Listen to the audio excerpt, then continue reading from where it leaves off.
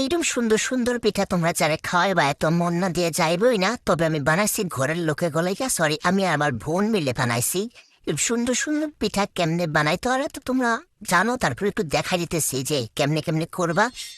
তো এই ফার্স্টে কি করবা জানো, যে চাল দিয়ে ভিজায় গুঁড়ো করে না, ওই চাল দিয়ে নিয়ে ভিজায় রাখবা আগে, তারপরে একটু ব্লেন্ডার করে নিবা, ঝাঁকায় ঝাঁকায় ঝাঁকায় ঝাঁকায় করে নিবা। এই তো, তারপরে দেখো এই চালের গুঁড়া করে নিচ্ছি, করে নিয়ে ওই যে যেমনি চাল গোলায় নেয়, একটু পানি, লবণ, চিনি দিলে দিতে পারো, দিয়ে একটু বলে নিবা।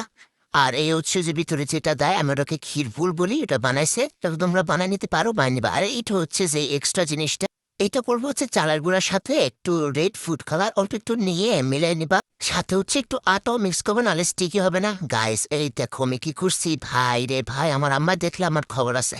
তারপরে এই যে একটু প্যানের মধ্যে একটু তেল ব্রাশ করে একদম হালকা দিয়ে তোমাদের ইচ্ছা মতো শেপ দিবা, যা মন চায় তা দিবা। এই যে দেখো আমি কেমনি করতেছি। তারপর কি করবা, এই শেপ দেওয়া হয়ে গেলে যে এই চাঁদের গুঁড়াটা গুলায় রাখছিলা ওইটা দিবা, উপরে দিয়ে একদম সুন্দর করে রাউন্ড করে নিবা, গোল করে নিবা। করার পরে ওই ক্ষীরটা আছে এর উপরে দিয়ে দিবা, দিয়ে এভাবে আস্তে আস্তে করে ভাজ করে যাতে ফেটে না যায়, ফ্রেশ হবে দেখো।